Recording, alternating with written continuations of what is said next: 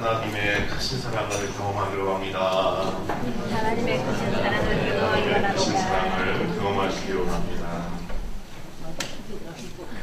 이 시간은 하나님을 인정합시다 하는 지하의 말씀으로 함께 은혜를 나누겠습니다. 모든 말로 우리는 하나님을 인정해 드려야 합니다. 말로써 우리 신자의 삶의 여정은 도전과 운전의 역사라고 할 수가 있습니다. 세상과 사탄은 우리가 온전히 신앙생활을 영위하는 것에 대해서 그냥 놔두지를 않습니다. 끊임없이 시련과 환난과 시험을 던져줍니다. 그래서 하나님께서 주신 말씀과 성령께서 베푸신 선한 양심과 하나님께서 내 삶을 두고서 베푸신 목표를 지니고서 전진을 하는 일이 녹록하지 않습니다. 숱한 난관과 고난을 겪으면서 우리 마음은 실망하기 일쑤고 부정적으로 되기를 일쑤입니다. 그러할 때 우리는 인간인지라 투정처럼 내 마음에 있는 부정적인 감정과 생각을 쏟아내기 쉽습니다. 내 배우자에게, 내 자녀들에게, 내 이웃들에게, 내 주변 사람들에게 또한 부정적인 말을 하기가 쉬워요. 힘들다, 안 된다, 못한다, 너 때문이다, 상황이 나쁘다, 주변이 돕지 않는다, 이게 다 누구 때문이다, 이런 식으로. 그게 사람입니다. 우리가 그러한 인지상정을 부정하는 것은 아닙니다. 그러나 하나님께서는 그것을 기뻐하시질 않습니다. 마태복음에 보면은 예수님께서 이러한 교훈을 하신 적이 있습니다. 입으로 들어가는 것은 배로 들어가서 뒤로 내버려지는 줄 알지 못하느냐. 입에서 나오는 것들은 마음에서 나오나니 이것이야말로 사람을 더럽게 하느니라. 무엇이 사람을 더럽게 하는 겁니까? 예수님께서는 정작 우리가 배설한 배설물이 우리를 더럽게 하는 것이 아니라고 하십니다. 거꾸로 입에서 나오는 것, 입에서 나오는 것이 우리를 더럽게 한다고 했습니다. 목욕을 하고 아름답게 화장을 하고 아껴둔 옷을 입고 향수를 뿌리고 나와서도 우리의 입에서 나오는 것이 추하면 우리는 더러워지는 것입니다. 우리가 더 깊이 각성하고 절실하게 알아야 할 말에 관한 하나님의 정체성이 있습니다. 말에 대한 하나님의 정체. 무슨 소리냐? 이사야 57장 19절에 보면 하나님이 누구시냐? 하나님이 어떠한 분이시냐? 라고 하는 문제에 있어서 이렇게 선포하고 있습니다. 입술의 열매를 창조하는 자 여호와. 입술의 열매를 창조하는 자 여호와. 우리의 입술의 열매를 창조하신 분이 하나님이라고 하는 겁니다. 신학적으로 하나님에 관하여서 다양한 이론과 다양한 설명이 있습니다. 전지전능하시다, 무소부지하시다, 편지하시다, 사랑과 은혜와 긍휼이 풍성하시다 등등 많은 효용이 있지만 잊지 말아야 할 것이 입술의 열매를 창조하시는 분이 바로 여호와 하나님이시다 라고 하는 것입니다. 우리는 알아야 됩니다. 우리가 겪을 최후의 심판도 우리가 쏟아낸 말에 관한 것이라고 하는 점입니다. 마태복음 12장 36절 이하에 보면은 내가 너희에게 이르노니 사람이 무슨 무익한 말을 하든지 심판날에 이에 대하여 신문을 받으리니 내 말로 의롭다함을 받고 내 말로 정죄함을 받으리라 했습니다. 우리가 가볍게 내뱉은 말, 농담 삼아서 한 말, 또 지나가듯 흘린 말도, 그 무익한 말도 다 헤아려서 심판날에 그것에 대하여 심문을 받는다 했습니다. 한국 현대 수필가 중에 한 시대를 풍미했던 법정 스님이라고 하는 수필가를 아실 겁니다. 무소유라고 하는 수필집으로 인하여서 많은 사람들에게 큰 감동을 줬죠. 저를 포함해서 많은 또 목사님들도 그 무소유에 대한 수필을 많이 읽으시고, 이거는 종교를 초월해서 일품직하다, 이런 평가들을 많이 합니다. 그분이 2010년에 돌아가시면서 이런 유언을 남겼대요. 내가 생전에 쓴 책들을 더 이상 발간하지 말고 절판하라. 왜 그랬을까? 언뜻 이해가 안 가시는 분들이 계실 겁니다. 무릇 문인이라면은 죽어서 자기의 글이 대대손손 전달되기를 바라는 것이 인지상정인데 왜 절판하라고 했을까? 그분이 나름대로 인간의 정신세계와 종교심에 큰 영향을 미쳤음에도 불구하고 아마 인생 끄트머리에 와서는 내가 완전한 진리를 설파하기에 부족함이 참 많구나. 내 글을 읽다가 많은 사람들이 오해를 하거나 자칫 잘못 생각할 수 있겠구나 라고 하는 그런 반성이 들었던 것이 아닌가, 저는 그런 생각을 합니다. 사실 불교인들에게 있어서 살아가면서 업을 짓는 일은 해탈에 이르지 못하는 장애를 만든다고 설명을 합니다. 그러니까 업이 없어야 돼요. 업이. 그들은 삼업을 말하죠. 삼업. 마음으로 짓는 업인 의업, 행위로 짓는 신업, 그리고 입으로 짓는 구업이 있다고 설명을 합니다. 근데 법정 같은 경우에 나름대로 대중의 마음에 양식이 되고 깨우침을 주는 것이라고 할지라도 죽음에 임박하여서는 두려웠던 것입니다. 이거 다 주워 담고 싶구나. 다 이거 없애고 싶구나 라고 하는 생각이 들었던 거예요. 쏟은 물을 주워 담고 싶은 마음으로 아마 자기의 모든 글들과 책들을 절판하라고 했던 것이었던 겁니다. 비그리스도인들도 이럴진데 우리 그리스도인들이라면은 이 법정처럼 자기가 발설한 말에 대하여 경각심은 더 해야 됩니다. 말이라고 하는 것이 내 마음에 품고만 있다면은 타인에게 상처가 되거나 세상을 혼란스럽게 하지는 않습니다. 그렇지 않겠습니까? 말이라고 하는 것을 내 마음에만 품고 있으면 다른 사람에게 상처는 안 돼요. 세상을 혼란시키게 하지도 않습니다. 그러나 그것이 입에서 터져나오면 때로 공동체를 동요하게 만들고 돌이킬 수 없는 원수도 만듭니다.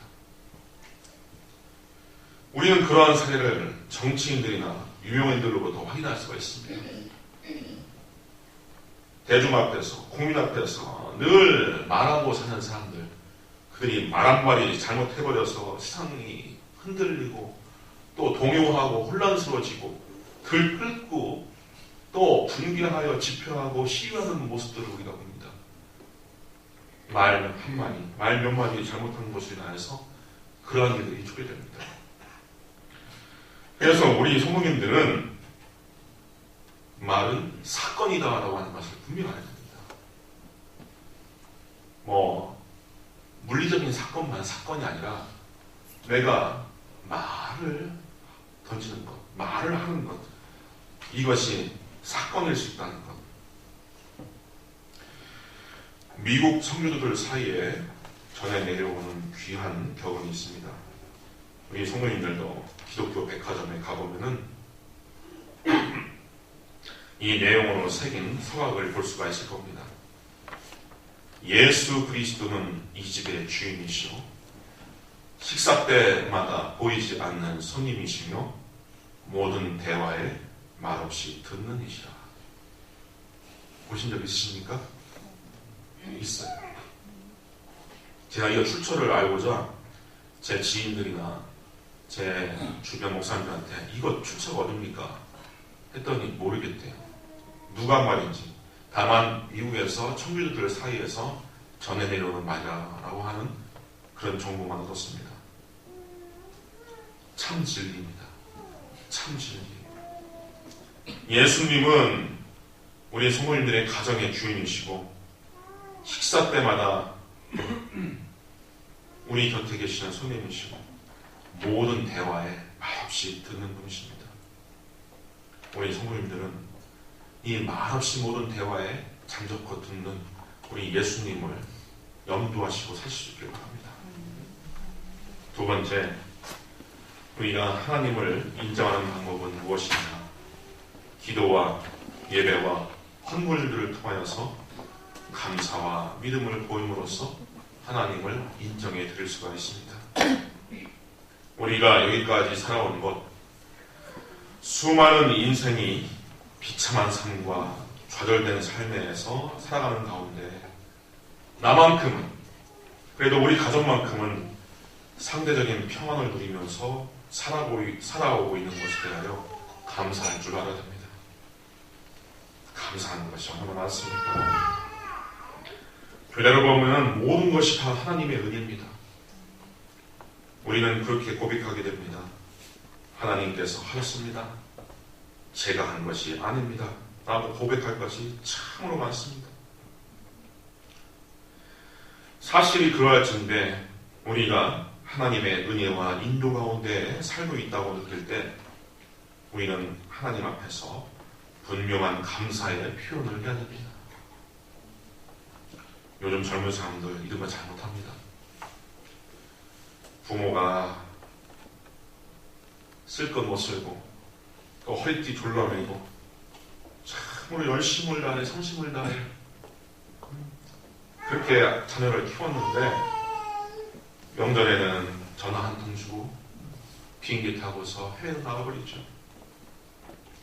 그래도 선생님이 사랑하고 아끼고 일말에 애정이 있어서 매를 들고 때리면서 꾸지람을 하면서 사람 만들어주고 또 좋은 대학교 보내줬는데 졸업하면은 다시 찾아오는 놈이 없어요. 그렇듯 사람은 은혜를 입었다고 다 감사를 표하는 것이 아닙니다. 여기에는 교육 현장에서 오랜 세월 학생들을 가르쳐줬던 선생님들이 참 많으신데 아마 이 문제에 대해서는 잘 아실 겁니다. 은혜를 입었다고 다 감사를 표하는 것이 아니다.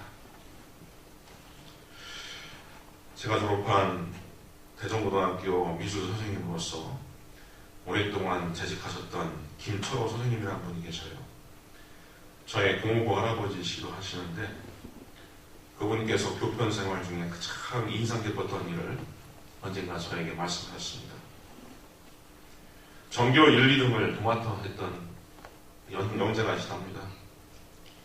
선생님들이나 주변 친구들 좋은 가문, 좋은 집안에서 잘 자라와서 부모로부터 조상으로부터 명석한 두뇌를 얻어서 저렇게 공부를 잘 했거니 그렇게 생각을 했더라는 거죠.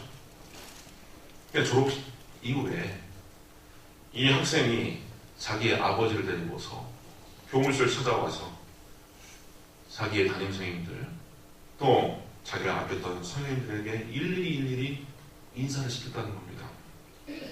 보니까 새카맣게 그을린 촐로였다는 거예요. 촌무지랭이 노인을 모시고 와서 선생님 제 아버지입니다. 감사했습니다. 선생님 감사했습니다. 제 아버지입니다. 이렇게 인사를 나눴다는 겁니다. 교무실이 아주 수련해졌다고 하는 거죠. 부모에 대한 보답도 그런 식으로 할 수 있고 또 선생님에 대한 보온도 그렇게 할 수가 있는 것이죠. 하나님은 안 그러실까? 하나님은 안 그러실까? 우리가 하나님을 염두하고 하나님이 하신 일이다. 이것은 하나님께서 베푸신 일이다. 하나님께서 나에게 은혜를 베푸셔서 이렇게 내가 이렇게 살아왔다, 이렇게 성공했다, 이렇게 치유받았다, 이렇게 감사하고 인정해야 될 만한 것들이 참 많은데 우리는 그런 것들을 잘 못합니다. 누가복음 7장에 이러한 사건이 있습니다. 예수님께서 예루살렘으로 지나가시는데 한 마을에 나병 환자 10명이 예수님을 만나서 막 소리치며 간청합니다. 예수 선생님이여, 우리를 불쌍히 여기소서. 그래서 예수님께서는 그래, 그러면 너희들의 몸을 제사장에 가서 보여라, 그렇게 말씀하십니다. 당시 제사장은 공중보건입니다.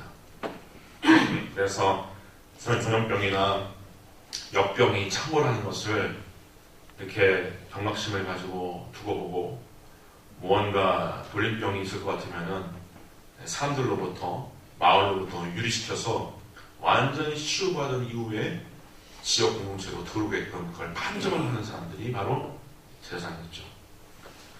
제사장에게 너희 몸을 보여라 라고 하는 것은 너희들이 몸이 지금 나병이 있지만 제사장에 가서 보일 때 그 나병이 다 나을 것이다 라고 하는 힌트의 말씀입니다.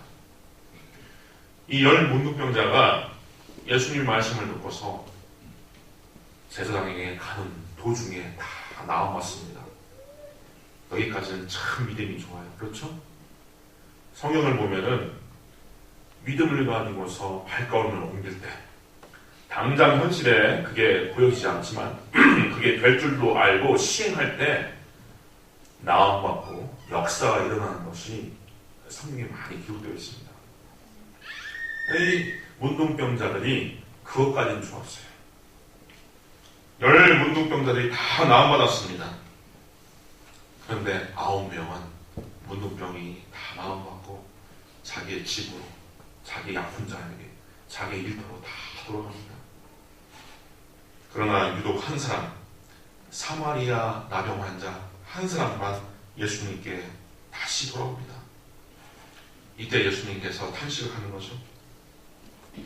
예수께서 이르시되 10 사람이 다 깨끗함을 받지 아니하였느냐? 그 9은 어디 있느냐? 이 이방인 외에는 하나님께 영광을 돌리러 돌아온 자가 없느냐? 예수님께서 이렇게 탄식하십니다. 우리 예수님은 어떤 예법이나 예의문절, 의식을 가르치지를 않으셨어요. 예법, 예의문절, 의식, 형식. 의식이라면 딱 2가지만 명하셨습니다. 세례와 성찬. 그리고 어떠한 공자, 맹자처럼 예법이라든지 의식이라든지 이런 것을 일찍 가르치지는 않으셨지만 이 누가복음 7장의 이 본문을 통하여서는 예수님은 은혜 받은 자가 하나님께 돌아와 예를 갖춰 하나님을 인정해드리는 이 문제에 대해서는 예수님이 분명한 교훈을 남기셨다는 것을 알 수가 있습니다. 우리 성모님들은 어떻습니까? 하나님으로부터 은혜 받은 것이 있고 그나마 내가 이렇게 오늘까지 건전하게 평온을 누리면서 살아온 많은 은혜에 대하여 하나님을 기억하고 하나님께 인정해드리려고 우리가 나오는가? 하야와 같은 것도 그것을 쉽게 망각하는 것이 인간입니다. 그래서 세상은 오죽하면은 검은 머리 짐승은 거두는 것이 아니다 라고 하는 신랄한 속담이 있을까 싶은 겁니다. 우리 성도님들, 우리를 도우시고 우리를 사랑하시고 우리를 아끼시는 하나님을 인정하실 수 있기를 바랍니다. 나의 성취와 평안이 하나님 때문이라고 하는 것을 인정하시고 예배와 기도와 헌물을 통하여서 하나님께 나아오실 수 있기를 바랍니다. 하나님께 대화를 거시면서 늘 기도하실 수 있기를 바랍니다. 틈틈이 기도하시고 또 시간을 정하셔서 기도하실 수 있기를 바랍니다. 그리고 감사할 것과 기뻐할 것이 있으면 교우나 이웃을 불러서 파티 잔치만 할 것이 아니라 하나님께 감사의 예물을 꼭 드릴 수 있길 바랍니다. 사마리아 나병 환자가 예수께 돌아와 살해했던 것처럼 그렇게 인정해 드릴 때, 하나님이 인정해 드릴 때 하나님은 더 큰 성취와 성공으로 우리 성도님들에게 되갚아 주실 것입니다. 작은 것에 인정해 드리고 작은 것에 감사해 드리면 하나님께서는 더 큰 것을 우리에게 베풀어 주십니다. 마지막으로 우리 성도님들, 우리의 삶을 통하여서 하나님을 인정해 드릴 수 있기를 바랍니다. 우리의 삶의 모양새, 우리의 삶의 태도는 우리의 신앙의 질적인 증거가 됩니다.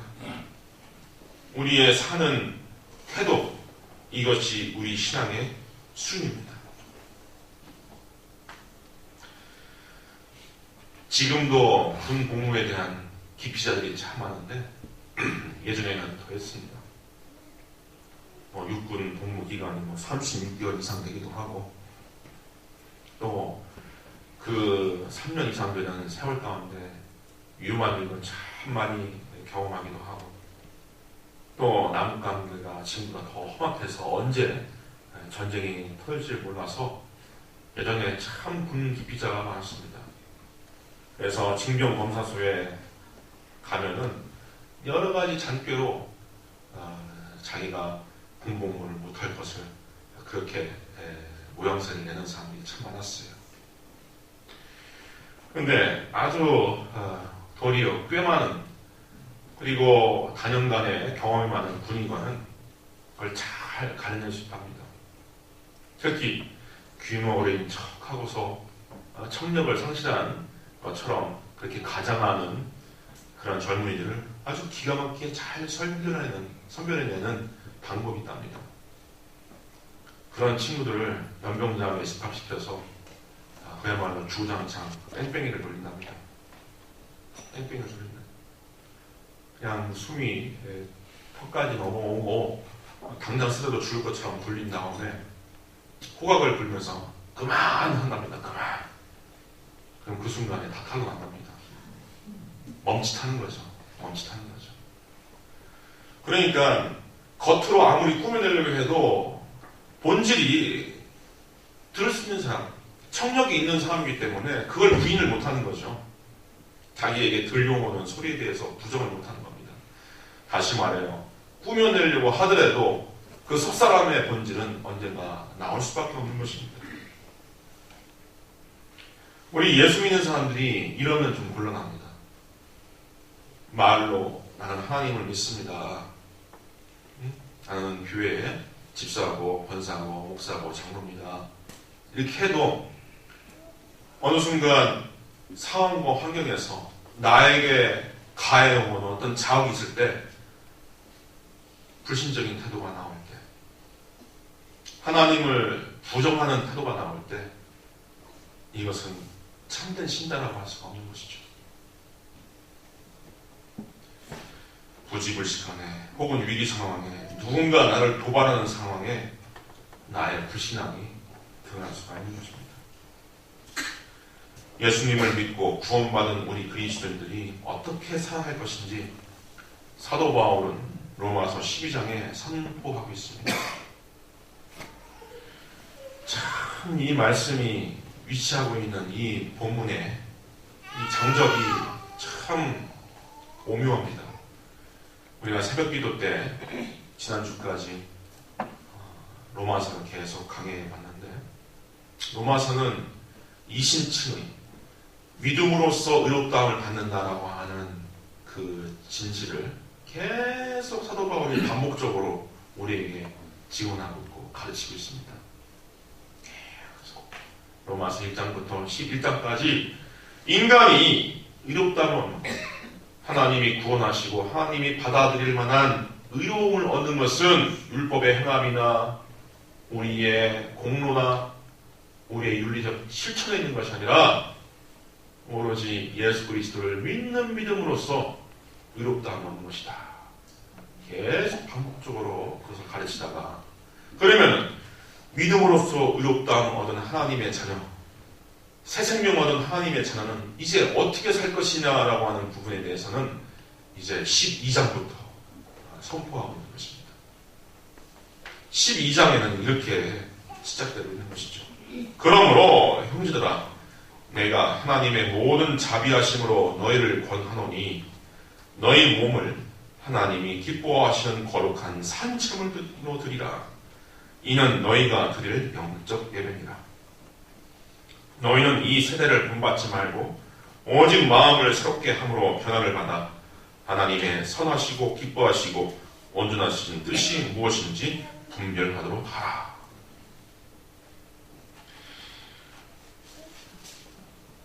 이 말씀 가운데는 이런 뜻이 있는 겁니다. 예배는 예배당 안에서만 진행되는 것이 아니다. 예배당 바깥에서 가정과 일터와 지역 사회에서 살아가며 영적 예배를 드릴 수가 있다. 그래서 너희 몸을 하나님이 기뻐하시는 거룩한 산 제물로 드리라. 이는 너희가 드릴 영적 예배니라. 이렇게 선포하고 있는 겁니다.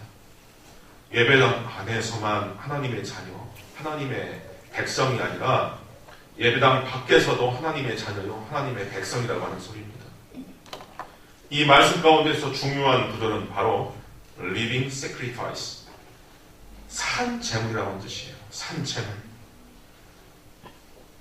요즘은 우리가 제사 드리지 않지만 사회적 문화적으로 제사 드리는 것을 우리가 볼 수가 없지만 모름지기 제사라고 하는 것, 제물이라고 하는 것은 초목이라든지 짐승이라든지 죽여서 올려놓는 겁니다. 그렇죠? 죽여서 제사상에 올려놓는 것이 제물입니다. 구약의 제사 예법, 레위기의 제사 예법도 마찬가지죠. 양이나 소를 잡아서 피를 내고 각을 떠서 그것을 번제단에 올려서 태움으로써 하나님께 그렇게 제물을 올립니다. 죽여야 되는 것이죠. 죽여야 되는 것. 그러나 사도 바울은 우리는 산채로 드려지는 제물이다 라고 그렇게 가르치는 겁니다. 산채로 드려지는 제물. 살아가며 하나님께 드려지는 제물이라고 하는 뜻이고 우리의 사는 태도가 곧 하나님께 드려지는 제물이라고 하는 뜻입니다. 그래서 너희는 이 세대를 본받지 말고 오직 마음을 새롭게 함으로 변화를 받아 하나님의 선하시고 기뻐하시고 온전하신 뜻이 무엇인지 분별하도록 하라. 그렇게 말씀하시는 것입니다. 우리 성도님들은 사육신과 소육신 이야기를 아실 겁니다. 제가 서울에서 먼저 섬겼던 교회에 가까운 곳에 노량진이라고 하는 곳이 있는데 노량진에는 한강물이 내려다 보이는 곳에 사육신의 묘가 있습니다. 꽃피는 봄이 되면은 벚꽃이 흐드러지게 피고지는 장관이 있어서 제가 가끔 아이들과 함께 놀러 가곤 했습니다. 어린 임금이었던 단종이 그의 숙부 수양대군에 의해서 폐해되고 또 이후에 거기서 이제 죽게 되죠. 이 문제에 대해서 죽음으로써 단종 보기를 모의하고 또 충절을 지켰던 6명의 충신이 있습니다. 이계, 하위지, 유성원, 유흥부, 성산문, 박팽문 이렇게 6 충신이 있습니다. 그래서 죽음으로써 충절과 지조를 지켰다 해서 그들을 이렇게 잘 칭송하고 또 역사적으로 기리고 있는 것이죠. 그런데 그렇게 죽어서 충성과 절개를 지킨 충신들이 있는가 하면은 반대로 살아서 충절을 바친 경우도 있습니다. 이 사람들을 우리가 생육신이라고도 하는 거죠. 생육신. 이맹준, 조여, 원호, 김시습, 성담수, 남표 이 6사람은 또 살아서 충절을 지켰기 때문에 죽어서 충절을 지킨 사육신만큼 또 후대에 높은 평가를 받고 있는 것입니다. 바로 이겁니다. 우리가 사도들처럼 십자가에 못 박히거나 짐승의 바합이 되어서 예수님을 우리가 따르고 또 우리가 죽음으로써 우리가 나의 피를 내므로써 하나님을 따르고 하나님을 인정해드리는 것, 그것도 중요한 일이지만 우리가 살아가면서 드려지는 재물로서 살 수 있다는 것, 우리가 이것을 깊이 새겨야 할 것입니다. 그래서 성경은 우리 안에 내가 사는 것이 아니라 예수께서 사신다라고 그렇게 가르치고 있습니다. 갈라디아서 2장 20절에 보면은 내가 그리스도와 함께 십자가에 못 박혔나니 그런즉 이제는 내가 사는 것이 아니요 오직 내 안에 그리스도께서 사시는 것이라. 이제 내가 육체 가운데 사는 것은 나를 사랑하사 나를 위하여 자기 자신을 버리신 하나님의 아들을 믿는 믿음 안에서 사는 것이라. 내 안에 예수님의 정신, 내 안에 예수님의 양심, 내 안에 예수님의 가치관이 오롯이 자리 잡고 있어야 합니다. 하나님께서 좋아하시는 것을 내가 좋아하고 하나님께서 싫어하시는 것을 내가 싫어할 줄 알아야 하는 것입니다. 그러기 위해서 성령의 감화와 하나님의 살아계신 말씀이 우리 양심에 새겨져 있어야 하는 것입니다. 우리 사랑하는 성도님들, 올해는 특별히 경건을 위해서 힘쓰고 경건을 위해서 나를 성장시키는 해입니다. 세월이 감에 따라 시간이 지남에 따라 우리 옛사람은 점점점 죽어지고 내 안에 하나님의 말씀과 예수 그리스도의 정신과 예수 그리스도의 영이 우리 모든 성도님의 삶을 지배하여 하나님 앞에서 온전히 인정을 받는, 또 우리의 삶을 통하여 하나님을 인정해 줄 수 있는 저와 우리 모든 성도님 되기를 주님의 이름으로 축원드립니다. 기도하겠습니다. 은혜로우신 아버지 하나님, 그리스도께서 우리를 위하여 십자가 지시고 피 흘리심으로써 우리의 공로가 아닌 예수 공로로 우리가 하나님의 자녀가 되었습니다. 이 깊은 하나님의 사랑과 은혜를 우리가 온전히 깨닫게 하여 주시고 은혜를 입은 사람답게, 하나님의 긍휼을 입은 사람답게 하나님께 은혜를 되갚으며 또 많은 사람들에게 하나님의 은혜와 사랑을 전달하며 살아갈 수 있도록 하여 주시옵소서. 모자람이 많고 부족함이 많은 우리 인생이지만 우리 입술과 양심과 우리의 삶을 지키시오 하나님의 영광에 드러나는 삶을 살 수 있도록 하여 주시옵소서. 예수님의 이름으로 기도하옵나이다. 아멘. 찬송가 382장입니다.